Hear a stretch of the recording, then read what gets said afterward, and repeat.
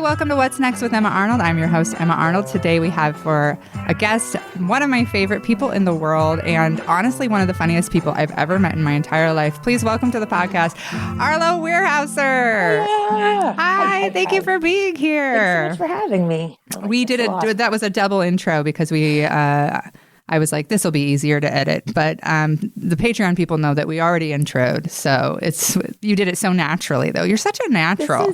This is going to be the podcast now. It's just stick for a couple minutes, reset. You know what? Let's start over. Let's do it again.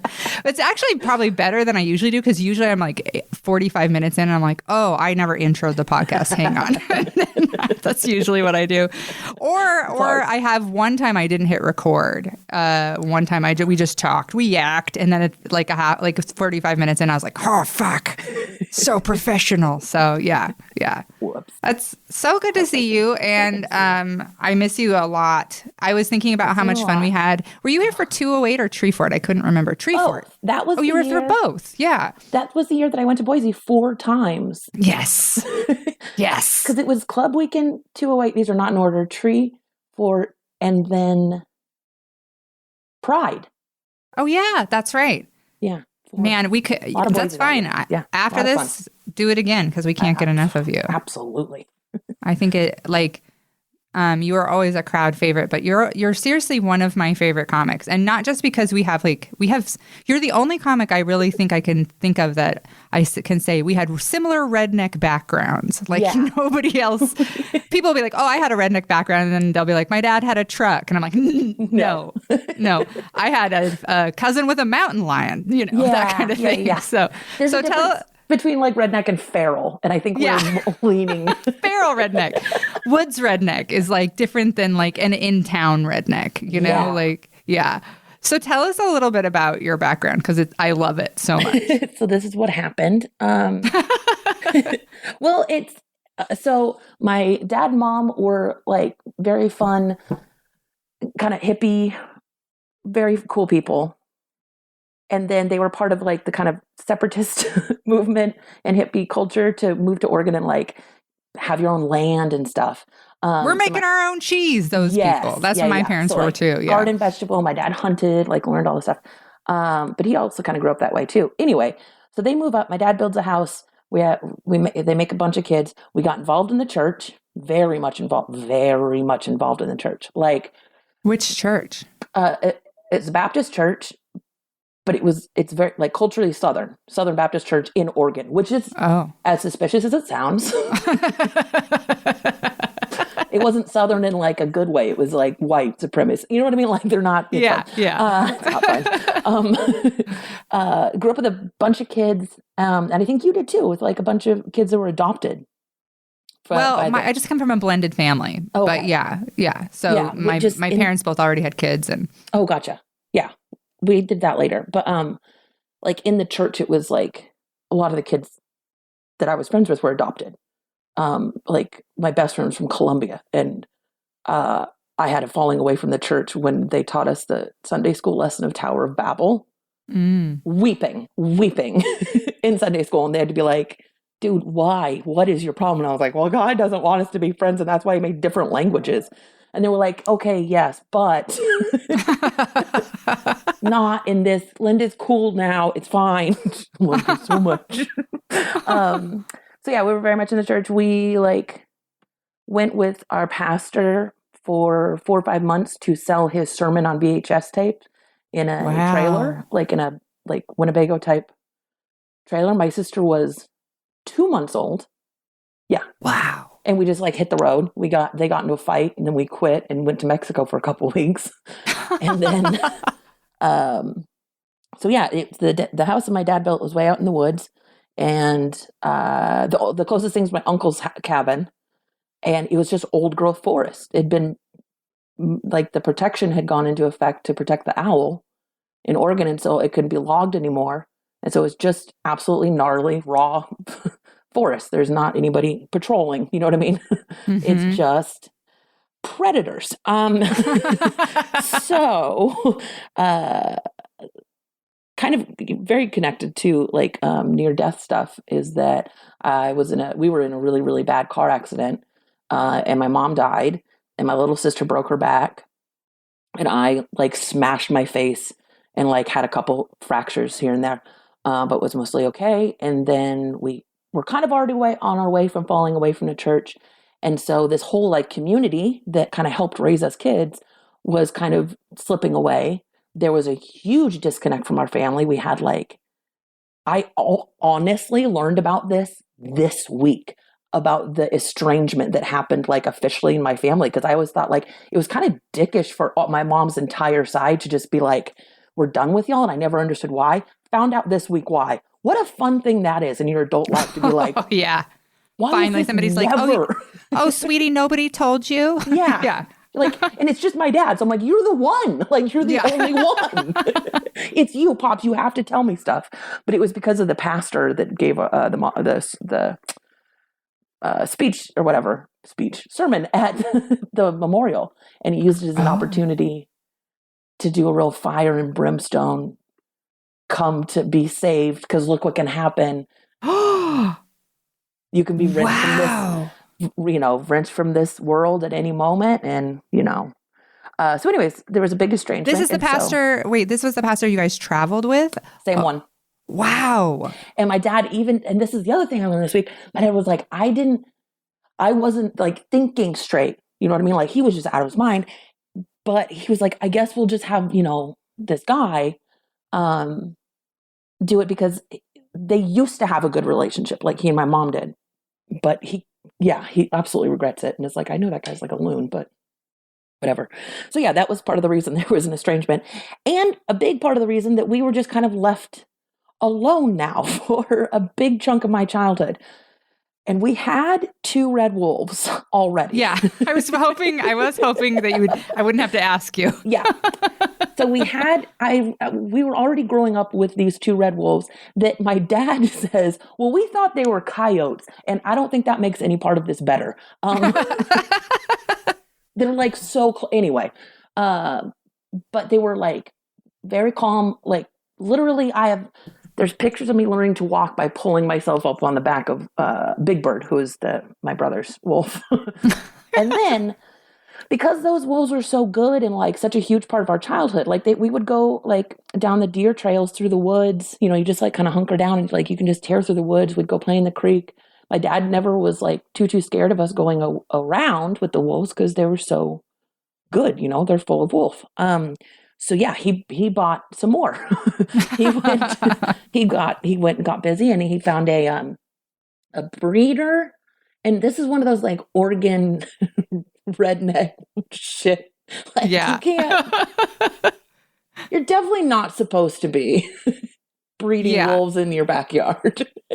Yeah, or like for sure. compound or whatever. Did you watch Tiger King and just kind of, because I know I watched it, went like, sure. Yeah. Like we knew people who kept, like we had a cousin who kept mountain lions, and like everybody pretty much had like a wolf-ish dog, like a mixed dog. So like, yeah, for sure. Yeah. Like I remember they're thinking there's not much difference. Like we have a bull, and he's like capable of way more damage, I feel. Just because, you know what I mean? It's not like being raised with kids. So I was like, yeah, the bull's like crazy. Yeah, the bull, we had a bull. It was terrifying. Yeah. But like the wolf, I'm like, no, the wolf's fine. So yeah, he found a breeder, and he got a little litter on sale because they were illegitimately bred with a wild wolf by accident. I mean, every wolf is wild. There is no such thing as a domesticated wolf, but this one was like not registered or whatever. Yeah. So he got them on sale. So yeah, he got one for each of us, and then we went from having 2 to 5, and then we raised these wolves up. That was most of it. It takes up a lot of your day. Really eats up. That's most of what we did in our childhood, from the ages of like 6 to 10. That's what I did. I was with the wolves. We had a couple horses. Yeah. People say you were raised by wolves, and you're like, no, I was. Like, I actually, it's not like a colloquialism. You were.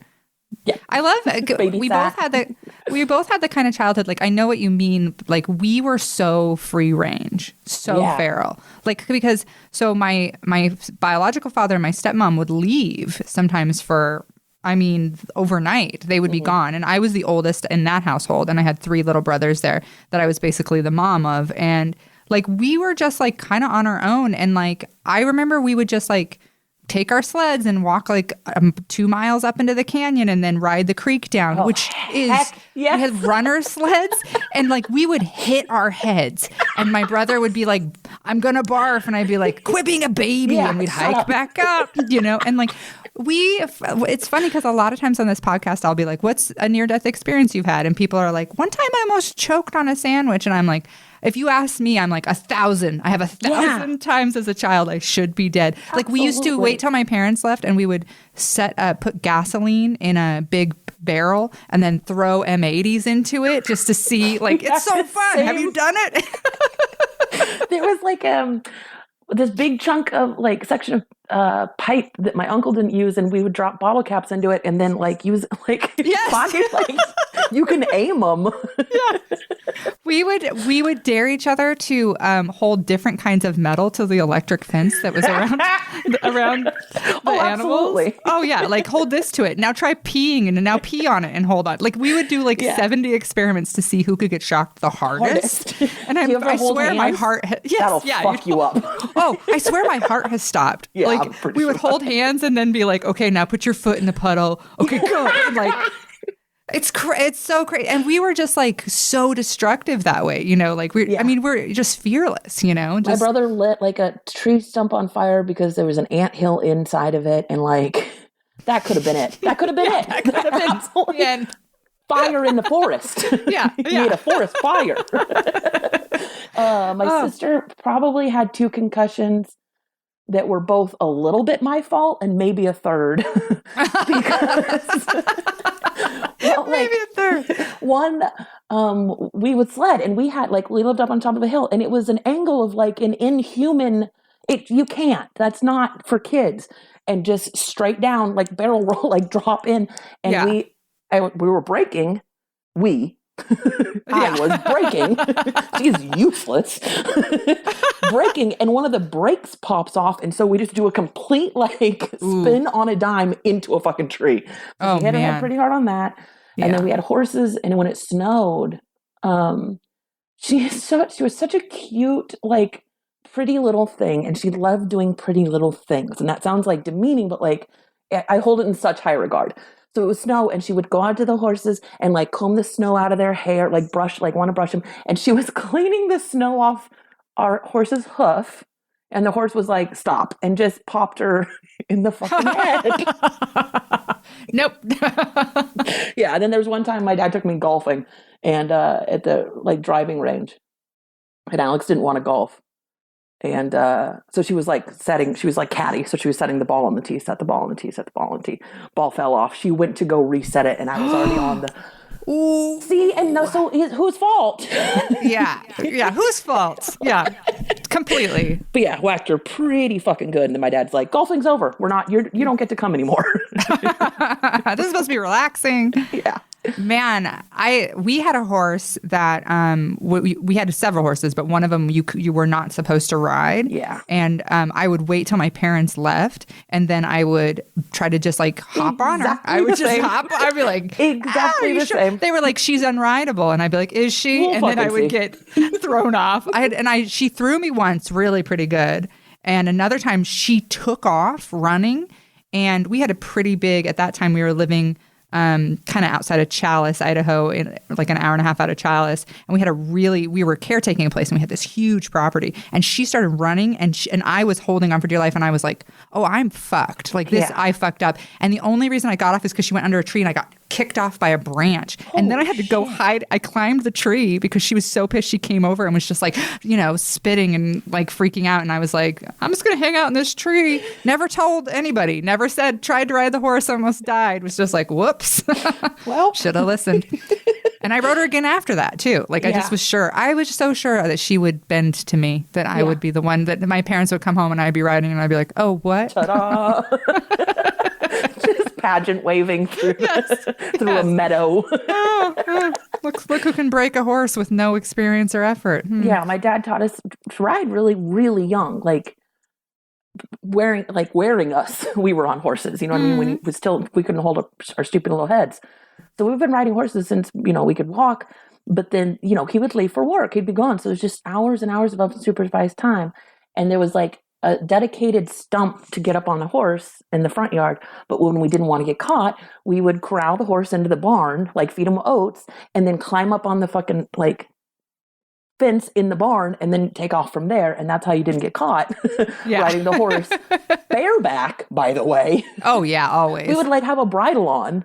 Yeah. Sometimes a blanket, a lot of times not. Like just stupid, wild kids. And the thing about getting thrown like that, looking back, that's so scary. Like, that absolutely could break your neck, break your spine. Yeah, I remember I bruised my tailbone. I remember being like, "Ooh, ow!" And now, if I bruised my tailbone, I'd be down for 6 months. I'd be like, "Ah!" And then I just kind of went like, "Ooh, ouch! I better not limp, or everybody will know I was riding this horse." Oh, man. So your dad raised you guys alone then? Did you ever get a stepmom? Or and then he got a stepmom, and then we had the blended family too. So he met Kim.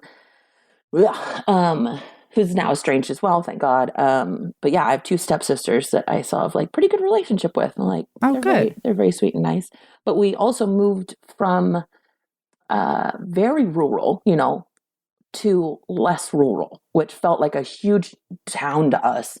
But it was still like outside Oregon. It's still an absolute rural community. You know what I mean? Like tractors were driven to school in the morning. Like all you were like the city. Yeah, exactly. They have paved roads and like a Dairy Queen. Whoa. Oh yeah. Like when did you? Okay, sorry. Go ahead. I was gonna say like all the guys still like bucked hay over the summer. And there was a huge Mormon community, so it was. I don't know. Yeah, still very country, but still like they had band. So like I got to like learn how to an instrument and like that was a big deal. Yeah. When did you like your stepmom from the very beginning, or were you guys all immediately like new? It was very tumultuous, and she's not a very healthy person in her head. So she's incredibly manipulative, and so she fucked with us big time. And as we got older, we were able to see that, and then the relationship deteriorated further. So when we were really little, she absolutely was fully committed to getting us on her side, like to foster loyalty, to she absolutely played up kind of our spirituality. Like she said that our mom came to her in a vision as an angel. Whoa, dude. Yeah. Wow. And told her she was doing a good job. And that this was the path. This was, right. This was righteous. She's doing what she's doing because it was her calling. We were, I think, 8 and 6 when she pulled that shit. Wow. Yeah. And she would reference it throughout our childhood. No. Sorry. Alex was 8. I was 10 when she did that. Yeah. So, and like undiagnosed, a lot of mental disorders. Yeah. She was also self-medicating because she worked at a doctor's office. Ooh. So that was horrifying. Truly terrible. Wow. Yeah. So, and then it stayed bad for a long time. There was a couple, there was times where it felt like, oh yeah, she's just like such a good lady. And then you realize, oh, I'm being tricked. Like this is manipulation. Like she's, yeah. So it's kind of disease-ridden relationship, it felt like, in a lot of ways. And then they divorced when I was 16, so they were only together for like 6 years. And we got kicked out of the house. Had to live in a fucking Winnebago again, which fucking goddamn trailer life with my sister's 80-pound black lab. I just fucking, I love that dog, but it's hard in a trailer. Like a fifth wheel trailer. You know exactly what I'm talking about. Yeah. Oh, I've lived. Me and the kids, we've been. We've been. Yep. But yeah, they divorced, and then we like finished high school. I remember distinctly that like you're like we were talking about before, like when your parents just kind of get done being a parent. They're just like you're your own. You're good now. Okay. And it was at least towards the end of high school, so I got most of high school, and I remember my dad just absolutely just being tired, and I was like, I fucking get it. I'm a pain in the ass. So bad. I spent my entire, I think, junior year grounded because I just wouldn't I wouldn't stop going out. Like I wouldn't stop doing bad stuff. Mm-hmm.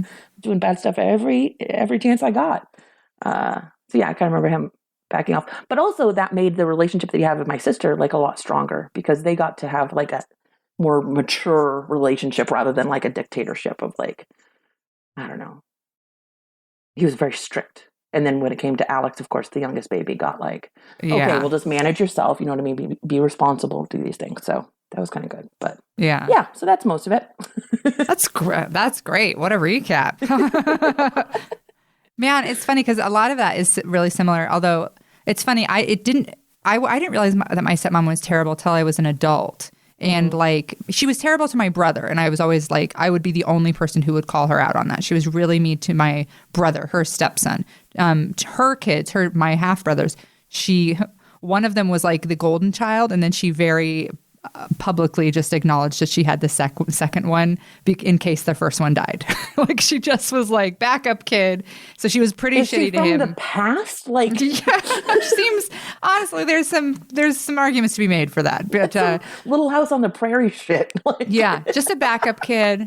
But it's funny because my middle, so the older half brother, he turned out to be like he works for Halliburton. He's into fracking. He's a terrible Republican. I haven't talked to him in almost a decade. And the youngest is wonderful. He works right now. He's working on COVID stuff, and he's a scientist, and he's really smart. And he lives in Seattle. Is a complete lovely hippie, just a great person. So yeah, but it's funny because the thing I remember the most about her was she would get mad at us and she would go for a walk. She walked most of my childhood. I think she was gone on a walk, but she had her own yurt for the like 2 weeks around her menstrual cycle because she was so like, she and my father screamed at each other just constantly. They were just like, he was really abusive to my mom, who was like a sweet mouse of a woman who had never said anything mean about anybody. But with her, she was like, had a spine and fought back, and they would just fight all the time. And she would just move out. She had a menstrual hut. She had a menstrual hut. Amazing. She would just leave and she'd go live in the yurt, and we were like not allowed in the yurt when she was living there. Otherwise, it was free game. But like, she had her yurt and she was mostly walked. And it wasn't until I was an adult, and she was really critical of me a lot. And I sort of realized one day when I was like 32 or something, where I was like, oh, you're a cunt. Like, you've always been a massive cunt. I just was like, when it clicks. Yeah. Oh, and then it's like this cascading, like, realization, waves of it coming where you're like, oh, that was, and that. Like, I was like, you've always been terrible to us our whole life. But I was just such a good natured. I was like, definitely like she would come. I watched my brothers all the time, and she would come home, and I would have mopped all the floors and cleaned everything and made dinner. Like, I was so desperate for love as a child. And I was just like, well, if I'm perfect and golden, I will get it. Yes. And that didn't actually ever work. But so I was actually like a very good kid, but she just despised us. And later, what sort of freed me from it was I was looking for something. My mom has files on all of us. And I was looking for something. Personnel files? Yes. Yeah. My mom has like everything that you ever said or did or any award you ever won. You have your own drawer of the file cabinet that is yours. And I was looking for something like picture. And I found a bunch of letters my stepmom had written my mom about how much she hated me. And I was like, whoa. Okay. Yeah. Now, fast forward and imagine knowing an adult today that is this vile to a child. Yeah. Like, because they had other adults around them, I guarantee it. And this is what also blows me away by like other, instances of like child abuse and like even like emotional whatever. But like they know other adults. Yeah. Who are like, you wrote a letter to your ex-husband, your husband's ex-wife about how much you personally hate her 12-year-old? You psycho. Yeah. You fucking serious? What is wrong with you? Yeah. That's so dark. That's so dark. It was very freeing because I think I had always felt this guilt of like, because my biological father was such a monster and I always saw her as this like shield, because things improved vastly when she moved in. Like they went from being horrible to being like pretty bad, So I think I always was like, I thought like that's her. Pam, she moved in and things got better. So she must love us. And it was like, I read those things and was like, oh, she just hated you and you just were like, that's fine. Love is love. I relate so much to that exact thing. It's like she was put in our lives and we were told, this is your new mom, not stepmom, mother, mommy. And like, this is your mom so young. And like, you're like, yeah, fucking sign me up. I want this lady to be totally here, never leave, all this stuff. And then, and she has ghost mom's approval. And you're like, dope. That's the most, like I still not. There is the biggest spider. There's the biggest spider. I see you looking over the side and I was like, am I doing something wrong? No, nope, it's spider. It's just walking in a circle around. Look, I have like this little card sitting here that I think is so wonderful it's so great. It's great. It's a Chippendale card of a man eating a hot dog. And he just keeps walking in a circle around it. And I don't know, maybe he's as fascinated by it as I am. So he's just getting his bearings, trying to figure out what the hot dog is about. It's very funny and so stressful. Well, I'd be out of my mind right now. I feel like I'm trying so hard to just be like, they live here, I live here. It's okay. They're not going to do anything. But if it fucking touches me, that's it. I'm out. That's it. I decided, I was like, I'm not going to kill him when I see him. I'm not going to kill him. If you touch me, the deal's off. Touch me, that's bad boundaries. Okay. Yeah. You think you're making good choices right now? I disagree. Well, so the first question I usually ask people is, what's a near-death experience you've had? But it sounds like you've had so many to choose from. Yeah. I will say, like, the car accident, it was in 89. And so my little sister was in the front seat. And if it was a couple years later, she probably wouldn't have broken her back. She probably would have been more okay. But she recovered, like, she was in a body cast. She's like, I think she was 4. And they're still like pliable at that age. That sounds weird, but you know what I mean? They're still totally. a little bendy. Yeah. For sure. So she like had a full recovery, which was good. And like, it wasn't life-threatening by any means, the injuries that I had. But the fact that it was fatal, is incredibly scary in that regard, no matter what. Yeah. But yeah, I've nearly drowned. This was like an adult life. Like, I'm an idiot. I'm so dumb. I consider myself suspiciously healthy for how trash of a person I am. Like, how many bad choices I make on a weekly basis. I'm like, any day now, the whole system's going to come crashing down. Yeah. Yeah. But yeah, there's been. How did you almost drown? Oh, this is great. The same roommates that I married this year that I found off Craigslist, we all went tubing, and in Portland, you can go on like the Willamette, the Washougal, there's all these nice rivers. We went on the Sandy, which is by far the tamest, most shallow, easiest. So you can become the most intoxicated. You can be the most drunk. Smoke a bunch of weed, drink a bunch. Like the beers have their own inner tube. That type of. Yeah.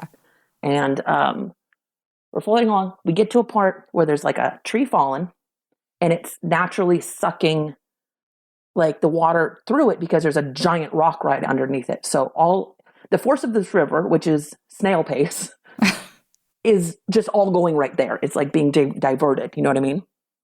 And we're literally just having a nice, peaceful time. And my roommate sees that we're headed towards the tree and just as casual as can be, pushes off of my inner tube to get to the other side. And I was it turned out to be nearly fatal. I was in the most hilariously oversized inner tube. Like I couldn't fucking reach the water on either side. And so I immediately smash up against the tree. It was like very peaceful until I dump out of it thinking it's going to be, the whole river's like 5 feet deep. This part went to hell, went to Satan.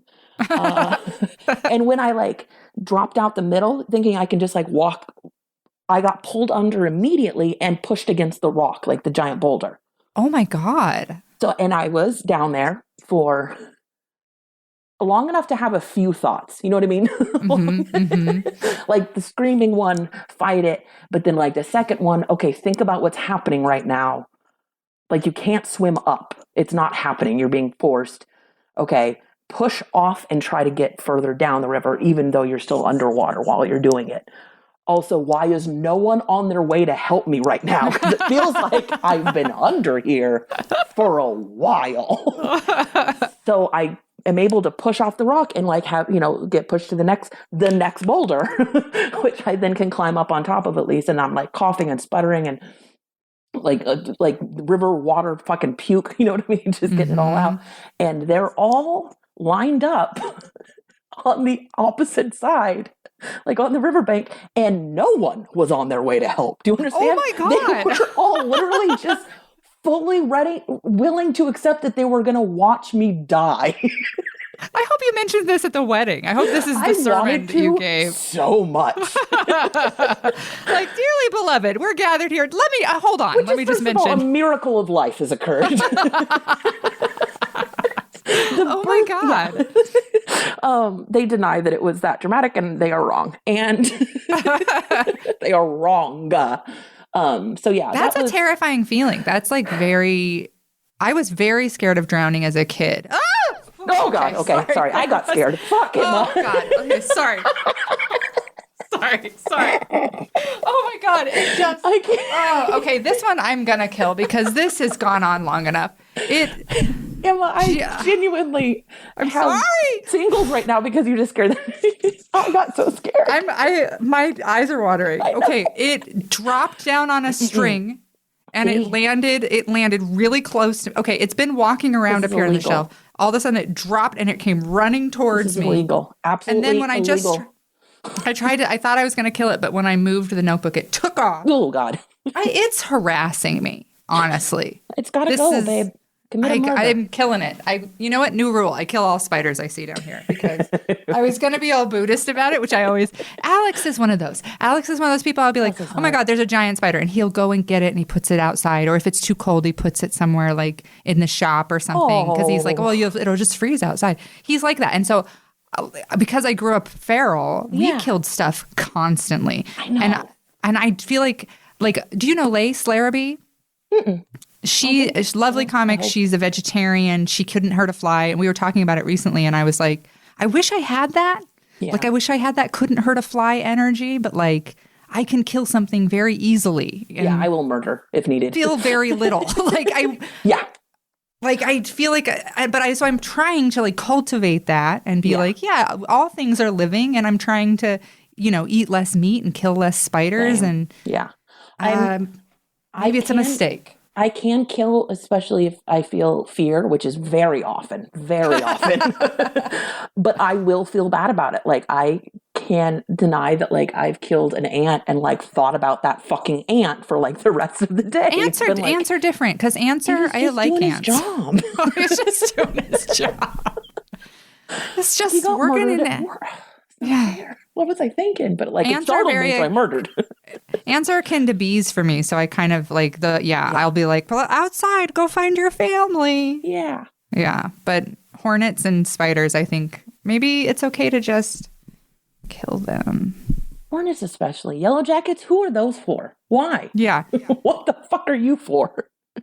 Alex was laughing at me because we have beehives in the back, and hornets and yellow jackets are predators. They eat bees, and in the fall they get worse. They come in because they're like trying to survive winter, so they'll come and eat like a shit ton of bees. So I was standing out there like killing one at a time in front of the beehive, and he was like, "Go do something." I was like, "You're right, okay." I am. I am saving bees right now because it's literally there's 50,000. There's like 50,000 bees in a hive, and there's like yellow jackets coming and going all the time. But I'm standing out there for like an hour, just like, nope. Assassinating the assassins. I get it. Yeah. You're doing the Lord's work. You know that. Go ahead. No, go ahead. I was going to say, my brother and I ran into a yellow jacket nest when we were kids, and that felt really close to dying as well. And unfortunately, one of the wolves did with us, which was the worst part. Like, it hurts. They bite and sting. Yeah. Maybe hornets. I don't know. What's the one that makes their nest in the ground? Those are yellow jackets. Yep. Okay. Hornets are up in the trees, I think. They got up in our clothes, but they also got big bird, and that was like the saddest. My dad thought that there was a bear chasing us because we come tearing out of the woods screaming fucking bloody murder. Oh, yeah. But then as we get closer, he realizes like we're slapping ourselves. And he's like, well, they're fucking crazy. They ate a mushroom or like they've lost it. Uh-oh. Got to throw these kids away. They're bad. They turn bad. They're just bad kids. Yeah. This was so long ago that there was a doctor that made house calls and came to our house. Oh, I love a house call doctor. That is rural. That's very rural. Yeah. We had we have a balcony and there were a bunch of hornets that would nest under that, and we would go and suntan. We lived right by the airport. This is in my mom's house with my other siblings, but we lived right by the airport, which it was kind of like very rural and then like city life, but it's Boise, so it was technically not still, but we would, to get up onto the roof to hang out, which is what we would do when my parents left. We would all hang out on the roof because that was what we were not supposed to do. So it was the fun place to be. You had to like jump and you had to make your way through these hornets' nests. And my sisters and I, for whatever reason, we could all navigate the hornet's nest without getting stung. But my poor brother, who was the youngest, who just desperately wanted to hang out with the big kids, he would always end up getting stung up like crazy. And we'd be like, just jump, Eli, just jump. And he'd be like, oh my God. He'd be like 7 and we were all older. And we'd be like, just go, God, stop being such a baby. And he would, to hang out with us, like get stung up. And it was just the sweetest thing. Bullying thing in childhood is to be called a baby. Oh, and then the easiest way to trick anybody into anything, like peer pressure still works on me 100% because of the shit that the kids I grew up with pulled. Like I can absolutely get punked into doing shit that I'll be like, you're being a baby, and you're like, okay, fucking let's go then. Well, so the next question, so you were raised Baptist, and then I imagine you've left the church since then, is my guess. Yeah. I had a revisitation. I think it's almost the same age that you did, because didn't you almost go Mormon? I almost converted to my Mormonism around 12, I think. Yeah. Was about for me. Yeah. I had a friend, like really, really, really good friend, and her family, it was no pressure or anything, but it was like, if you want to come to church with us, you're more than welcome. And the church was really fun. Like it was it was just like Church of God, like really approachable. Now super gay friendly, like just the coolest. I don't know. They're still a great group of people. In Eugene too. So it was like, oh yeah. Yeah. But that age of like 12, 13 going into like junior high is like when they fucking get you. Like, oh yeah. Yeah. Because they mix you go to one youth group and you're like, they're playing guitars. There was Jello. There was Jello. I liked it. Absolutely. Like, yeah. There's good snack or meat. There's snacks. No. There's the Mormons have great snacks. Yeah, I know. Amazing snacks. They had like a divinity, which I had never had because we weren't even really allowed to have a lot of sugar. And I had divinity with the Mormons. And I was like, what is this powdered ghost? Like, it's like, it just tastes like an angel. It got made into candy. It's just so great. Your tongue. Yeah. And then there's high schoolers. That's all you need to trick people into church is mix the junior high kids with the high schoolers. And we're like, there's nothing cooler. Yeah. You do. You feel like you're like hanging out with the cool kids. Mm-hmm. Yeah. And because there's like older kids and you're like, oh, wow. And then, and also usually the youth pastor is like 26, and like kind of cool and like, kind of cute. And you're like, oh, wow, he seems really great. And a lot of pizza trips. Yeah, and a ton of guitar. It's not hard to get the kids in there. And I got baptized again. I've been baptized a lot. That's probably safe. I liked it. Oh, yeah, for sure. I liked it too, actually. I totally get it. I like the attention. Exactly. I used to take communion at churches I absolutely had no right to, just because I love the attention. I love the approval. I love the one-on-one. You get to wear a swimsuit to church, or you get literally like blessed by the leader. Like either way, all these things. Yeah, I like the pomp and circumstance of religion in some way. But yeah, we fell away from the church, and I don't believe. I don't know. I don't believe. I don't believe. Yeah. You don't believe. So what do you believe about the afterlife now? And then what did you like compared to when you were a kid? So I imagine having a dead mom when you were a kid, being raised with like traditional heaven, that was maybe comforting. But then you lost that at some point. Yeah. We were coddled in a lot of ways. And told that, if you're good, you get to see your mom. So we didn't process, me and my little sister especially, my brother's 6 years older, so like he's in a lot of the stories, but not like immediately present. But my sister and I were raised like we were twins. Like we felt like a twofer. Like whatever one of us did, the other one was right there. So we absolutely were told every fucking week in Sunday school, and then with any time we were with our friends' families and things, that, well, your mom's in heaven, and that's a comfort, and she's there, and if you're good, you get to go see her, and if she's good, and we never processed that this was a death, you know what I mean? Like what death really was. And so that kind of stunted understanding of that aspect of religion, because it was like, well, I've heard enough. Like I get to see mom, so that's good. And I have a grandma I never met, so like that seems cool. And I'm just going to keep trying to be good, just as good as I can be good. And then, yeah, the Tower of Babel thing fucked me up. And there was a couple times in Sunday school when I was very young that I was like, wait a minute. Like I was a big reader. And I already knew so many stories. Like I loved like C.S. Lewis. I really loved anything to do with like Greek mythology, like the stories of like those.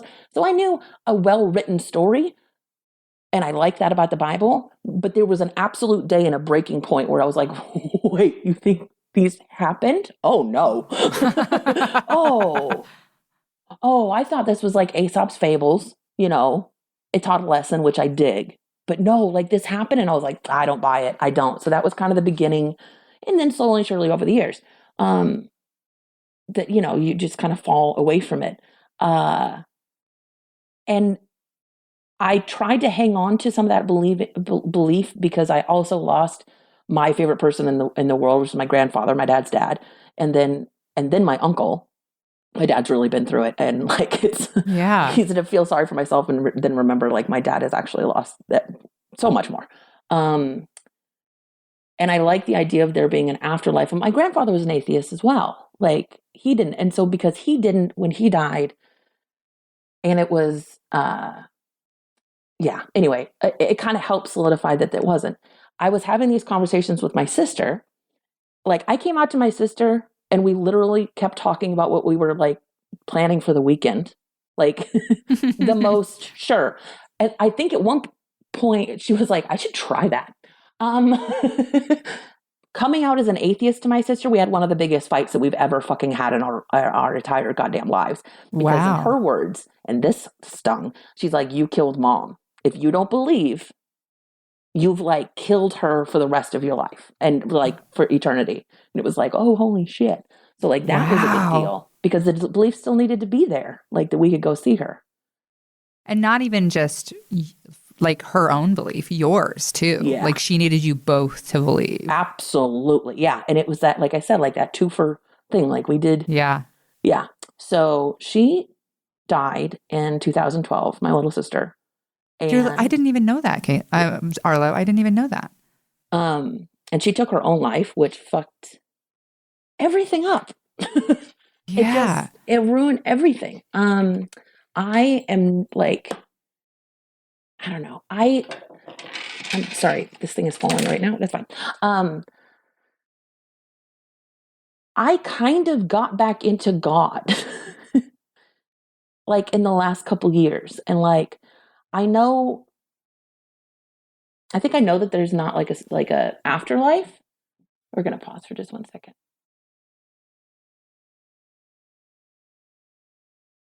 Somebody's coming in. And I know it's going to be loud. There it is. Hang on. Hello. Hiya. Hello. I'm almost done recording, I swear to God. Oh, yeah, no. Okay.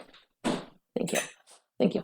Okay. Also, this is a very Corona-friendly podcast. So if people are in and out and talking in the background, no problem. Great. It's very, the kids come down and talk to me half the time. And I'm like, hey, I told you I'm making a podcast. So right before we started recording, the fucking cat jumped up on the counter, and then I went to go deal with the cat, and the dog came over and like tried to eat my food, and I was like, this is mayhem. Like I can't work from home. Exactly. Like no, I can't be alone with these animals. But anyway, back on track to so I kind of got back into God a little bit in the way that like some of the things that I found as comforting as a child, still super comforting. I love gospel music. I love church music.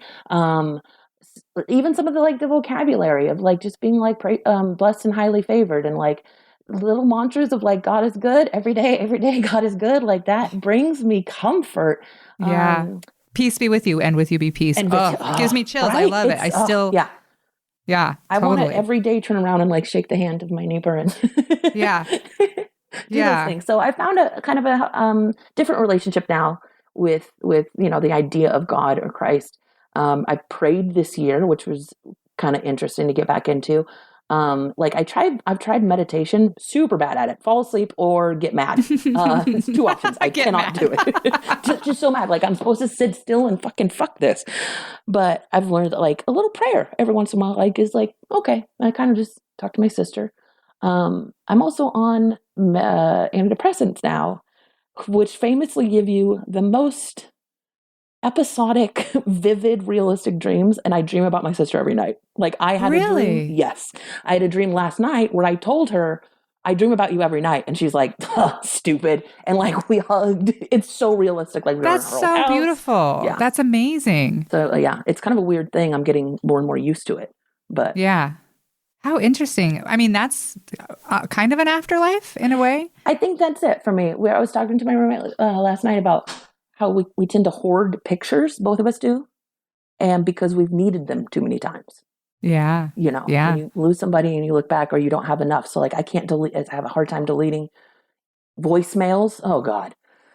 Nope. Those are all recorded, saved. Yeah. But yeah, because you need them. And that's kind of how I think that people get to live on is in the memory. And like, that sounds a little misty swirly, but also kind of cold, but that's where they're at, Yeah. Well, I love that you dream about your sister. That was Jeff Tate's answer was that he thinks the afterlife is a dream. That wherever we go when we're dreaming, that's what the afterlife is, and that you go to that place. And I was like shocked because I had figured he'd be like, I don't know, nothing. Yeah. I was like, for Jeff especially. Whoa. Yeah, I like that a lot. And maybe it is just dream and in memories. But yeah, it's also hard to just face, like, to me, the cold, hard reality of biology. Like, we're just fucking critters. Yeah. Just running around. Yeah, and I think stupid rock. What are we growing up in the country, you see things die a lot. And I think, or very early on for me, I both acknowledged that like something leaves when something is dead, something is gone, but also that like that thing is meat, that at the end of the day, like I remember holding a dead lamb. We would get bum lambs every That's spring. What we raise bummer goats and lambs. I love bummers. Oh my God. And goats are evil and from Satan. Yeah. But we would get bummers and bummer pigs too. And, but I remember, every year you'd have the one lamb who wasn't doing well. You'd bring him inside and feed him. And I would sit up all night, like just putting my spirit into this lamb. Like I can change this with my will.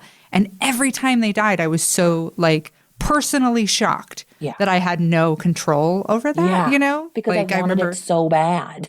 Yeah. And I was like, but and also, we weren't religious, but my father's side of the family, they were Pentecostal. And we had gone to church with them a little bit back when we lived in Salmon. And I remember at a very early age being like, no, this sounds stupid. This seems, and so like I never had a heaven or anything. I always was just kind of like, I think maybe we die. But I never wanted to believe that. I always like I envied people who believed in heaven, and I wanted that. And I think that's one reason I gravitated toward Mormonism is when they told me what their heaven was. I was like, ridiculous. The bigger, the better. Sounds great. Complicated. Yeah. There's a hierarchy. Jesus. Sure. Let's do that. Okay. It's not just clouds and you meet God. Great. There's planets. Wonderful. Structure. Go big or go home. That's how I feel about the afterlife. So that's very funny. Well, then I always ask those questions, and I always ask a third question that's sort of tailored to the person. And I just wanted to ask you, so how's being like transition going? You transitioned your name, and you came out as non-binary recently. How's that going? It's pretty good. My dad actually said, we had this big talk the other night. Like I said, like I learned a lot of stuff, and at the end, he was like, you got to call me tomorrow. So I remember to tell you about this like insane job that I had when I was like a trucker. And I was like, you were a what? Like, I've never heard this before. And I was like, when was this? And he was like, well, your brother was little. And I was like, oh, it was before I was born. And he goes, yeah, I used to just take him with me. What? Wow. You can't just take There's long anyway. haul truckle. Okay. So I said this thing and I was like, I love getting to know you better. I love these stories, Poppy. I really, really love these stories. And he goes, good, because also I want to have a conversation with you so that I can better understand what you've got going on, in his words, which was my favorite way to describe that. What you've got going what on. you've got going on there. He's like, I want to know the gender stuff. I want to understand because he's like, you know me, I'm still a little, like, he doesn't know all the stuff about it. And he's like, I just want to understand. So let's have a frank conversation about that in the near future. I said, okay, great. So on that front, it's amazing. My stepmom, my dad's third wife now, they've been together since I was 20. And she is like my fucking everything. I love her to pieces. She is my hero, my idol. I just adore her. And she gets it. She's so great. And she's like reminds Pop about they, them pronouns, which is cute. He's doing better. So on that regard, it's swimmingly. On the other regard, I had a really hard time the last 2 years because I did enough work in 2017 and into 2018 where I had enough money for top surgery or to move to LA. Oh, yeah. So you chose LA. Yeah. So here we are, titties on, in the sun. And sometimes, yeah, that's kind of a sore spot to try to like justify the choice of being here because it's hard to be here sometimes and being like, I could have just been titty free in Portland and moved later or whatever. So I'm trying to be at peace with that. But I am like, I'm not, there's no part of me that like needs to, hormones. Like I'm at peace with that. It really is just top surgery. And that feels like the last and biggest thing. But until then, we just bind them up and get on with our day, and try to breathe, because it's real tight. That's what Lauren Faber said, that gender-wise, people should really pay attention to the things they still do gender-wise during quarantine, like during COVID. It's not performative. Ooh-wee. I know. I was like, I got a lot to unpack there. I got to think about that. Yeah, like I wear makeup. I will always wear makeup. I fucking love makeup. I will never not. There's also like weeks where I don't wear any, but like that's always like I like it and I'm never not gonna like it. But yeah, the things that you do when no one's around, and especially living by myself for so long, and that was the first time I'd ever lived by myself. And so it was kind of wild to see, first of all, how disgusting of a human I am. Holy shit, bad. Like, I need supervision. Someone to be like, hey, don't, no. But two, that, like, I still have that body dysmorphia, that gender dysphoria. Like, and I get frustrated that, like, these things are on my body that I don't identify with. They're just, like, heavy and gross, and I, like, hatred towards them. And there was a small part of me that did think for a bit that it would go away because I'm not having to go out and be seen. But like, no, it like tripled because I just have to be at home. Yeah. Tits. These two fucking things. So yeah, in a way it's kind of solidified that like, yeah, that's a definite big goal. Yeah. Well, I hope that happens for you. We've talked about it before, and I know you've said it would make you very happy, and I'm glad that that's really good news about your dad too. So yeah, that's all good news. My brother's a shitbag about it because he was really good to me on the phone, and then he went and like, he's such an idiot. He acts like me and my dad don't talk all the fucking time. He went to my dad and was like, "What is this bullshit?" As if I wasn't gonna find out. Oh idiot. God. Yeah. So I'm punking him into being accepting of it because I'm just ridiculing him when he's not. Like, I'm just openly mocking him.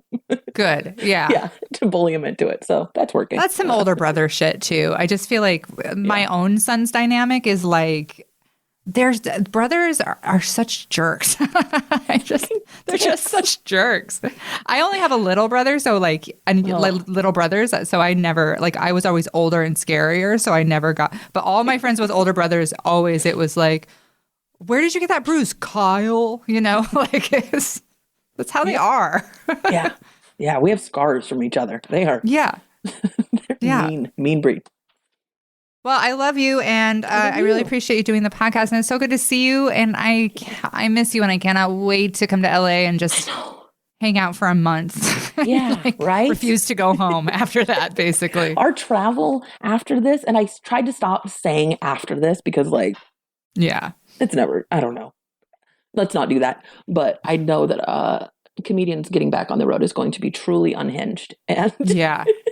like with a desperation to be around each other and to be in a different place for a long time. Every person that I've talked to, I've been like, should we do a tour together? Let's do a tour. I'm doing 75 tours. So do you want to do a tour? We're doing a tour. Of course I do. We've been talking about touring forever. We should just go ahead and do it. Yeah. It'd be so fun.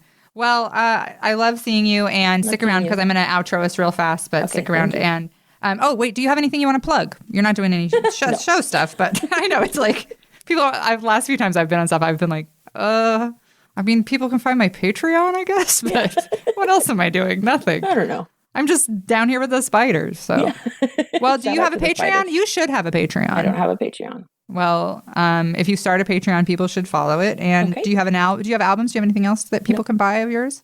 Oh, I was in you can watch the Disney movie I was in. Oh, that's right. Oh, wait, no, I do. I'm so stupid. I was like, you I have don't a fucking thing coming out in January. Oh, cool. What is it? It's on Epix. You can get it through like Amazon Prime, and it's a half hour. We all did a half hour special, but it's not all comedy. It's like partially interview, so it's kind of an interesting format. Cool. Cool. Just forgot. You're just like, nope, nothing to plug. Like an idiot. Trying to help you out here, Arlo. Really Thank trying. you. All right. Well, I love you. Love you too. You guys tune in next time. I'm not going to say a guess because poor Alex always has to dub it in because usually I'm wrong or I can't remember. Busayo a Pampa. But I appreciate you listening to What's Next, and follow us, follow me on Twitter, and subscribe to the Patreon for unedited versions and earlier versions of this.